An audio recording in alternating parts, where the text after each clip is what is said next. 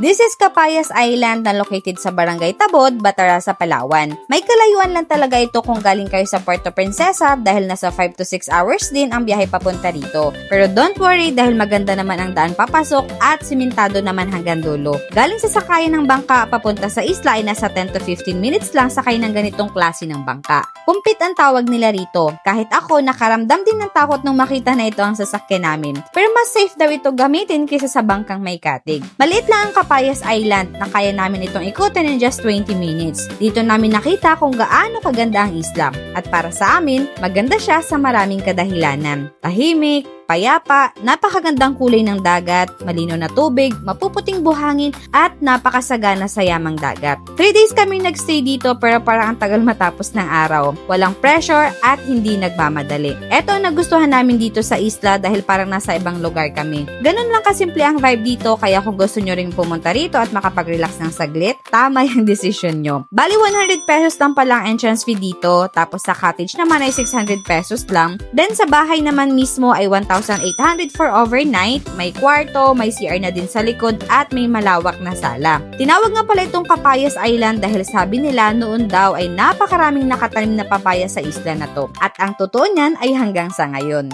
Sabi nga ni Kuya Toto sa amin, yung mga papaya raw dito, hindi talaga nila tinanim. Gawa lang daw ito ng mga ibon na kumakain ng bunga ng papaya na hinog tapos nahuhulog yung buto dito. Hanggang sa dumami na lang siya ng ganyan. Kaya sa mga pupunta dito sa isla, pwede na kayo magdala ng manok, sardinas, or kung ano pa yung mga pwedeng ihalo sa bunga ng papaya. Kasi sobrang dami talaga dito.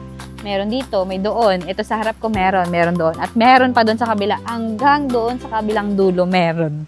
Sa tubig naman ay walang problema kahit na nasa isla. May poso dito o yung bomba na tinatawag. Hindi malagkit at maalat ang tubig nung pumunta kami since medyo maulan-ulan pa ang panahon. Pero sabi nila Kuya Toto, maalat din daw minsan ang tubig na lumalabas dito lalo na kapag panahon ng tag-init. So ito yung ginagamit panigo, panghugas ng plato, magbabanlaw pagkatapos maligo ng dagat. Para sa mga basic needs naman, meron din silang maliit na tindahan na pwede nyong pagbilhan ng ilang mga kailangan tulad ng pagkain, inumin, at ilang daily hygiene needs. So kung magstay kayo dito ng ilang days, medyo bawas na yung isipin yung dalahin kasi halos meron na dito. Or kaya, pwede naman maglabas saglit sa mainland dahil malapit lang naman. Medyo mahina lang ang signal dito at may mga area lang na malakas lalo na sa data. At dahil nga isla ito, walang kuryente at solar lang ang gamit nila rito. So kung may plan naman kayong pumunta dito after watching this video, baka naman, request lang, alagaan natin yung lugar, irespeto natin yung isla, yung mga tao, at yung buong paligid para manatili siyang ganito kaganda. Yun lang, bye! Capayas Island, take my breath.